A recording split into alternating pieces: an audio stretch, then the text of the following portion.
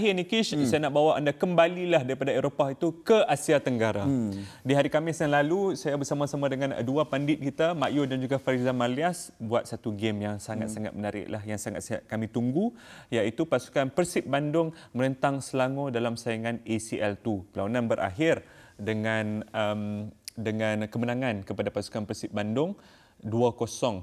Yang paling best sekali gol pembukaan dia tu yang dijaringkan oleh rakan yang kita jumpa di Bandung itu, Adam Alis yang bertindak sebagai pemain nombor 10 untuk pasukan Boyan Hodak pada hari tersebut, menjaringkan gol dan akhirnya Selangor tewas 2-0 tanpa sebarang mata selepas 3 perlawanan. Jangan ingat saya tak nampak meme awak kat media sosial.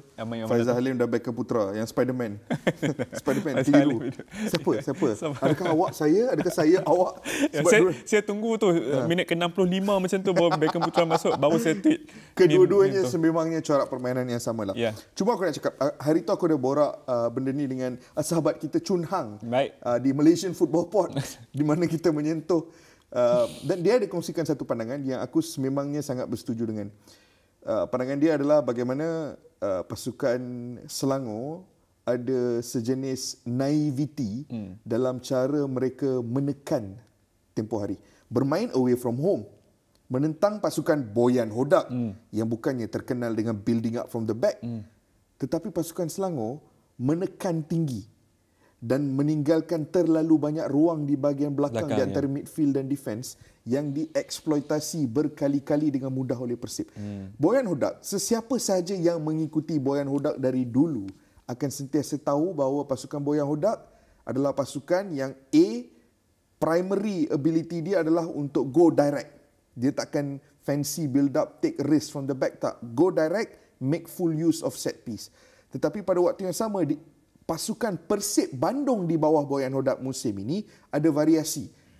If you allow them some space, dia boleh build up. Tetapi most of the time, dia boleh go long, dia boleh go direct. Dan apa yang dilakukan oleh Selangor tu seolah-olah tidak memberikan penghormatan kepada Boyan Hodak dan seolah-olah tidak menghormati corak permainan Persib di bawah Boyan Hodak. Kerana aku tak tahu kalau Christophe Gamel tak buat homework ke or didn't fully understand, tetapi keputusan ataupun cara Selangor bermain hari itu I thought was very risky. Setup yang pelik lah. Dan sangat naif. Bagi aku satu setup yang sangat pelik lah. Kita sendiri pun tahu antara kritikan terbanyak untuk pasukan Selangor ini adalah squad building mereka. Kita boleh katakan bahawa mungkin I'm not sure 100%, tapi mungkin skuad yang mereka bariskan untuk bermain di ACL2 musim lalu mungkin lebih baik daripada musim ini. Kalau musim lalu, they can easily start this game, Kish, dengan Safwan dengan Umar back. No disrespect to Abu Al-Nadi dan juga Harith Haikal, tetapi that is a massive upgrade daripada apa yang mereka tawarkan di Persib Bandung. Itu satu. Nombor dua adalah, aku akhirnya boleh faham kritikan daripada peminat-peminat tentang backline pasukan Selangor. Bahkan jangan tengok perlawanan menentang Persib Bandung. Malam semalam di second leg FA Cup menentang pasukan Negeri Sembilan, itu adalah satu persembahan di home yang sangat-sangat boleh dipertanyakan daripada unit defensif pasukan Selangor. Jadi kalau kita cantumkan beberapa elemen ini, memang kita takkan terkejutlah kalau Selangor sekarang ini tanpa mata di Asian Champions League tu, Kish. Recruitment, player profiling banyak yang tak masuk akal. For example, Zach Clough bagi aku, who was one of the best playmakers di A-League tahun lepas. Aku rasa diorang beli Zach Clough and I don't think they have fully figured out how to fit him. Ini bukan salah dia, because he's a really good player. Aku tak bersetuju dengan mana-mana peminat Selangor yang mempersoalkan Zach Clough. Zach Clough dalam sistem yang tepat dengan functionality yang tepat yang mengelilingi dia is a really good player. Cuma sekarang kita tak tahu apa peranan dia, what exactly it is supposed to do. Formasi pun dah tukar, corak permainan pun dah tukar. Kalau di bawah sistem Coach Kino, Quintin Cheng was outstanding sebagai wingback. Tetapi sekarang sebagai fullback, peranan dia dah dihadkan dari sudut pandangan menyerang. So dia tak boleh nak push up that high anymore. Kevin Diromram dengan flexibility dan kebebasan yang ada pada dia is an outstanding wingback. Tetapi sekarang I'm not exactly sure what's the setup going to be like once he gets back into the team. On top of that, aku tak tahulah, just cara mereka bermain, kekuatan mental pasukan pada ketika ini nampak sangat terganggu. Di tahap rendah. Di tahap yang sangat rendah. Selepas kemasukan Christophe Gamel, first game lawan Negeri Sembilan tu, bila diorang dah menang 4-0, everybody thought, okay, here we go, fresh start. We are back. Tetapi kemudiannya tewas di Bandung, seri dalam Klang Valley Derby yang mana I thought KL had the better chances menentang mereka, dan kemudiannya tewas menentang Negeri Sembilan di laman sendiri. Hampir-hampir.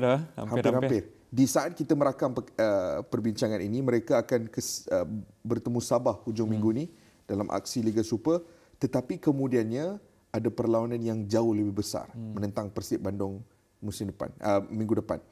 Perlawanan do or die. Mathematically Selangor masih ada peluang untuk keluar daripada kumpulan. Tetapi realistically peluang itu sangat tipis. Almost non-existent dah. But dari perspektif peminat Selangor, this is no longer about getting out of the group. This is about pride. Tentang maruah. Salvaging whatever is left lah. Selamatkan apa saja maruah sedikit yang masih ada. Selamatkan perkara tersebut. And hang kena dapatkan momentum. Because peminat dari awal musim dah mengkritik banyak. Dan banyak yang kita faham kritikan tersebut, banyak yang secara peribadi mungkin kita tidak bersetuju dengan kritikan tersebut. Tetapi kalau inilah prestasi Selangor, kalau inilah corak permainan Selangor, dan sesiapa sahaja yang sebelum ini mempertahankan Selangor akan mengalami situasi yang mana mereka akan sukar untuk melakukan perkara tersebut. All eyes on Selangor menentang Sabah nanti, ataupun Sabah menentang Selangor nanti. Kalau di situ juga mereka gagal untuk menampilkan permainan yang benar-benar meyakinkan peminat, kita mungkin akan lihat satu lagi perlawanan yang sukar untuk kita tonton lah ketika menentang Persib. Lebih-lebih lagi ia bermain di home pula. But kita nak bagi tahu ke semua peminat-peminat, we will be there. Minggu depan Persib lawan Selangor, kita akan berada di situ. Jadi peminat-peminat Selangor, aku just nak cakap satu benda aku nak sebut. Silakan. Rakan baik saya ada di Bandung minggu lepas. Dia pergi seorang, dia travel seorang untuk menikmati perlawanan di Gelora Bandung Lautan Api. During the game, ada banyak pergaduhan di antara small factions of penyokong Persib Bandung. Banyak yang bergaduh dengan Ultracell dan juga peminat Selangor di tempat mereka duduk. Tetapi anda tahu siapa yang datang menolong peminat Selangor hari tersebut?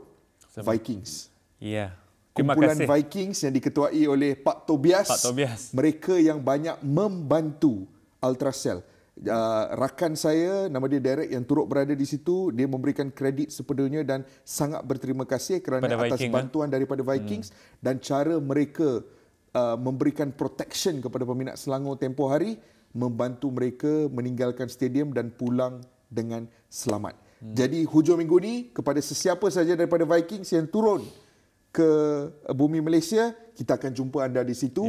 Dan kita bukan saja menikmati perlawanan bola sepak yang baik, tetapi pada waktu yang sama kita akan menikmati persahabatan bola sepak di antara Selangor dan juga Persib Bandung. Ya, ini akan jadi hanyalah perlawanan kedua kompetitif dalam sejarah di antara Selangor dan juga Persib Bandung, dan kita harapkan ia akan berlangsung dengan selamat sementara mata kita tertumpu ke atas apa yang akan terjadi di atas padang. Kish. Jadi itu saja. Saya rasa Bola Itu Live untuk minggu ini.